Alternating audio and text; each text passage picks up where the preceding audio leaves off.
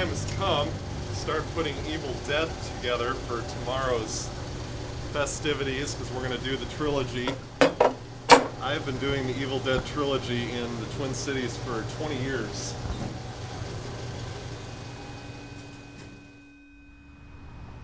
My name is Nathan Block. I have one more day as the owner and operator of the Plaza Maplewood Theater before it is assumed and operated by Woodland Hills Church.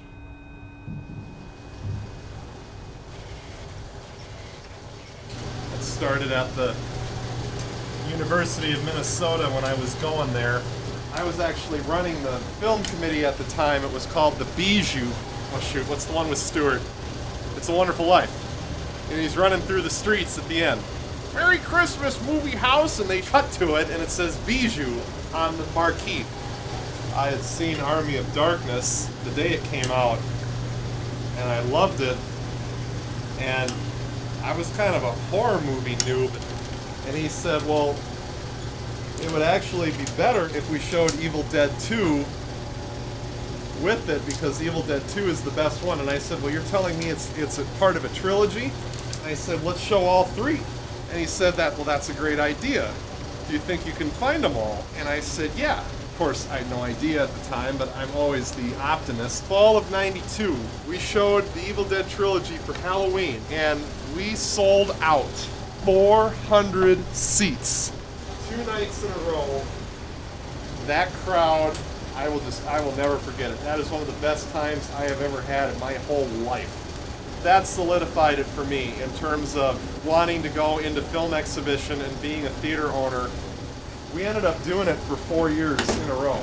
Every Halloween, that was what we did. We did Evil Dead trilogy. When I ended up getting my first theater, the Plaza, I sort of carried the tradition with me. Plaza special with butter, please. Plaza butter, please. I will miss this place because, number one, it was really good pricing. Number two, the employees are really nice and kind. And number three, I think this is a good place to like hang out with your friends, family. It's called the cheap theater. Only thing is that it comes late, but that's fine. We have patience. That's what we like to call it. When I was growing up, I came from a working class family. Both my parents worked to put my sister and I through school and put food on the table. My dad worked 2 jobs at one point. I come from a long line of movie lovers, and second-run theaters like the Plaza were the only way that we saw movies growing up. We couldn't afford to go to the bigger theaters.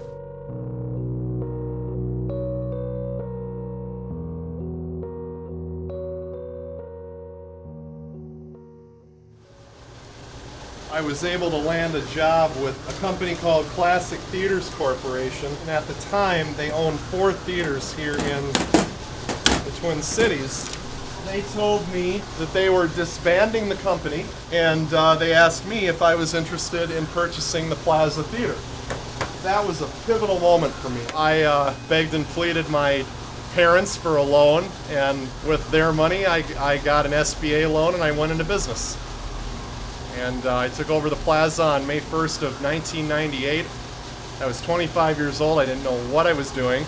I almost sunk the ship 100 times. This has been my baby for 15 years. I've looked out for this theater through thick and thin.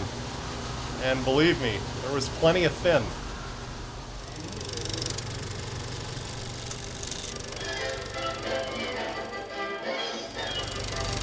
The thing is, even with DVD and video, you just don't get the same experience as you do sitting with a bunch of people watching a movie.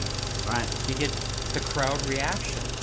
Moved down here from Brainerd, actually, and this is one of the first places I came to as a kid. First films I saw here was actually Spider-Man. A whole group of friends got together and we had cappuccinos and popcorn and sat and watched Hudson Hawk. Alien, we watched, Alien with the thing coming out of the... We watched that scene like 1,000 times every time we knew the music cue right before that. We'd go peek in the door and we'd all go... First time I ever watched National Lampoon's Animal House was when we showed it here. The first time I ever watched the Blues Brothers was when we showed it More here. of in the cartoon children's movies. My boss, actually, Brent, he was really mad that I had never seen RoboCop and made that an interview question because of me. Lake Placid and Deep Blue Sea. John Carpenter double feature. We did Escape from New York and Big Trouble in Little China. We did The Adventures of Buckaroo Banzai. The print looked like it had never been played. We did all the Hellraiser movies one year. Lady Hawk. We did Highlander again. We did Dark Crystal, The Black Hole, the original Dracula. I did Silence of the Lambs, Dead Alive. I remember that when I had Memento here, it is really, really, really confusing. And I remember that people would come out and I would sort of listen for somebody to go, yeah, I really didn't get that. I'd say, well, come over here and I'll explain it to you. And so every night I used to have a crowd of about 8, 9, 10, 12 people sitting around me as I explained Memento. There was this one night I was doing it, and this couple came out, and I remember the woman going to her husband, oh, let's go over here, he's explaining it! That just really cracked me up. Just a way to really geek out and be a movie nerd and have that actually mean something. Evil Dead 1 and 2, I have them to this day. They're right in that other room. They're going to go on screen tomorrow. Wow. That's gonna be my farewell. Just open now if we're ready. Thanks. Evil Dead? Hi, 2 for Evil Dead. Evil Dead. Evil Dead 1.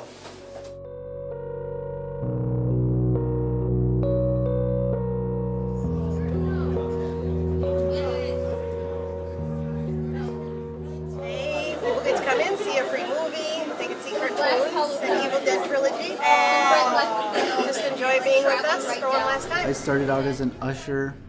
My sister was a candy girl, and I worked at Shopper City over there too. And yeah, there was a lot of drama here. Somebody would come here after a fight with their boyfriend or girlfriend, crying, and the rest of the staff would take care of them. And then the boyfriend or girlfriend would drive up, and they'd make up out in the lobby, and that kind of stuff. I guess I've been coming here like 40-some years.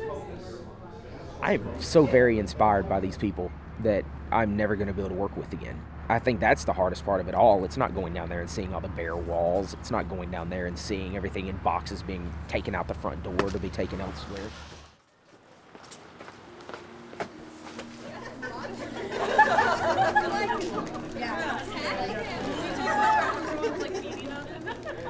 A lot of people like to complain about the price of tickets and the price of concessions. At the Plaza, we never heard any of that because we were so affordable. That, I think, has been the most rewarding thing for me, is keeping that alive for another generation of families.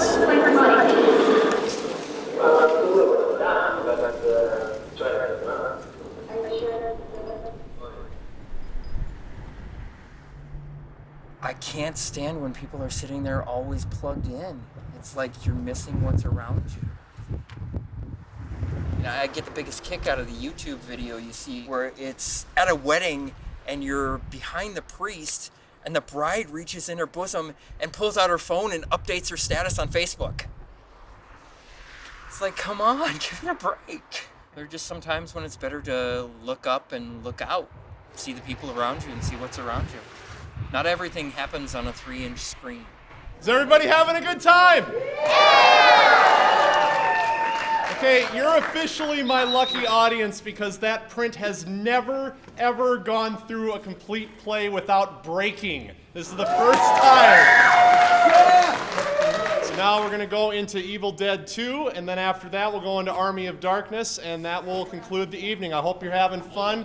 Make a lot of noise, but don't be overly obnoxious so that people can't hear the incredible dialogue spoken by Bruce Campbell. Have fun!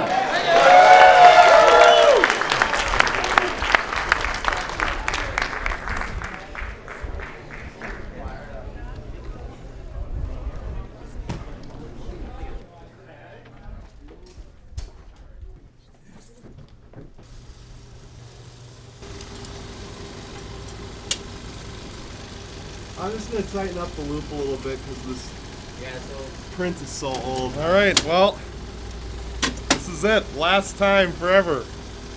Here we go.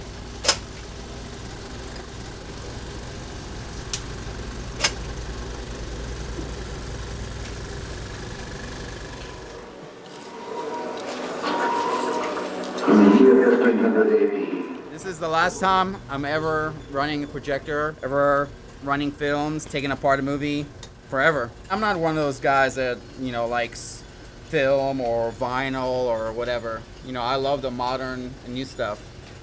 I'd definitely much rather watch a movie on Blu-ray than film. So I'm not like Nathan and these guys where they're like nostalgic for the old stuff. Give me the new stuff. No soul. This just proves it. No soul. He doesn't like film. It's fine to, remember the past and the golden age and all that stuff, but you gotta live in the now. There was an era of film, it was great, but then it's time to move on. When I was learning to become a projectionist, it took about 3 to 4 weeks of practice. You have to learn how to change the lenses. You have to learn what scope and flat are. You have to learn how to deal with catastrophes like head wrapping around the brain. I can't believe they're just going to trash 35mm film. It's a classic thing. You can't just get rid of it. It's not going to be as fun anymore.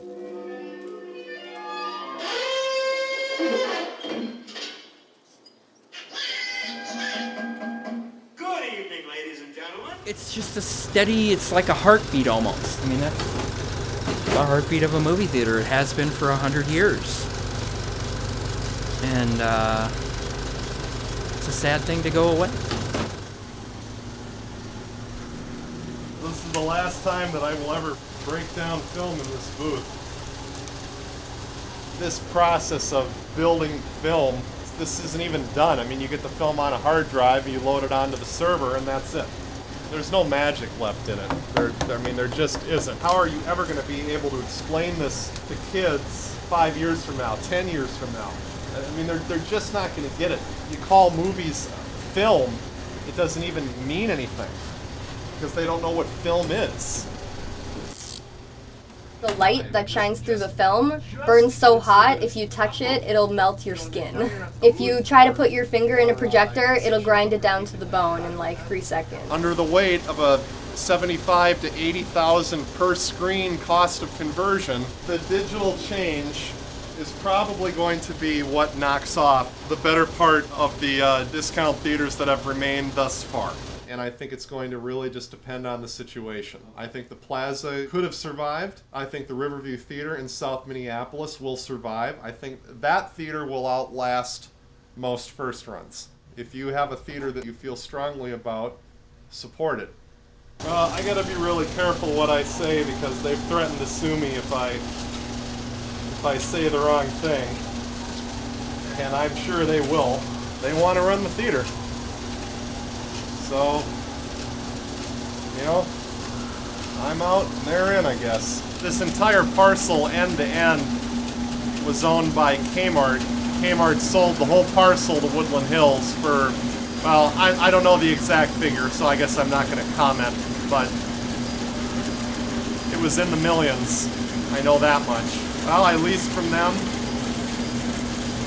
up until right now. I talked to the pastor and I talked to the lady who's financing the whole situation. She said the theater's going to go on. I said, well, without Nathan. She said, yes, without Nathan. I said, well, that's the Goliath again. That's the shame. You're Goliath against an unarmed Nathan. They kept telling us over and over and over again that they were going to have the board convene and talk about lease negotiations and all this stuff, but then they later claimed that they had no intent to allow us to re-sign a lease. Why not tell us that in the first place? Are we really going to have the history of a 45-year-old theater come to an end because of the greed of an organization that wants to try things their way when the way that we've been doing it works and we were more than willing to enter into a partnership with them? That's extremely selfish and sad to me, and it really makes me lose some of the faith in the human race that I'd kind of started gaining back over the years. Christianity or Jesus, it's out of business. It's out of business. And that's what I told the pastor. If we don't live our ministry, whatever it is we may believe, I mean, it doesn't matter what. Atheists, they have it. Everybody has a belief, right? But if you don't walk in that belief, then why spout it? There's no point in it. There's absolutely no point in it. I originally made my first request in September of 2012, and they delayed and delayed and delayed. Finally, on May 30th, they said, well, we're not going to renew you. We're not going to give you a long-term lease. I made a proposal to do a management contract. I did a proposal for a partnership, and they were ignored. This decision is just it's just mystifying to me, and I just don't understand why we couldn't come to some arrangement that would have allowed me to stay. That's the question that I'll always ask. Who's laughing now?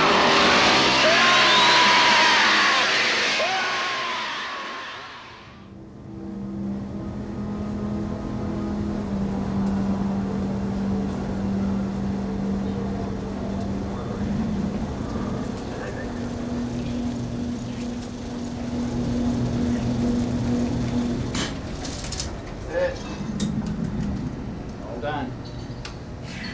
No more film in our lives.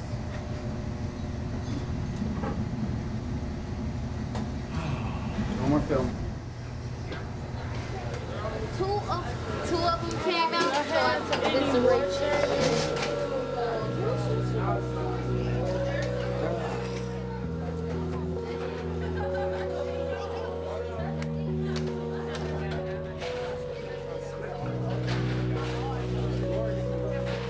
There you go.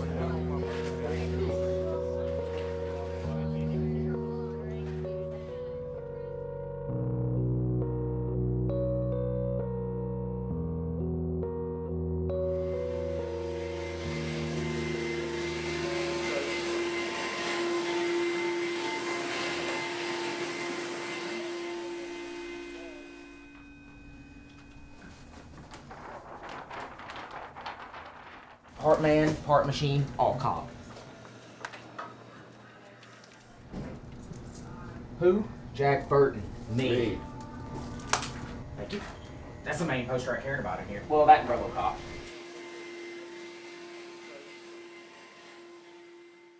Your church. I mean, the situation here, you become. I just think I feel so much. You become much of what you speak against. I do. I think there have been a lot of misunderstandings, frankly, about what we hope to do with the plaza. Okay. I hope that we never become the things that we speak against. And okay, you hope that. Well, I think we all do. Okay, well, I realize that. So, was there just no way that you could compromise? There's just no way you could have had a better outcome. I mean, a greater outcome, a Jesus outcome. You have a person here who has reached out to his community. He's reached out to the community. He's drawn in a community that much of which I don't know attends your church. I think a lot of them don't. We do care deeply about this community. Okay. And it has been really unfortunate, I think, some of the misunderstandings that have happened. We hope to do right by our community, by this neighborhood. Okay. And we think that we're doing that by keeping the plaza open and by trying to use the building to further some of the ministries that we feel called to. But certainly there are some things that have happened through this transition that I think everyone regrets.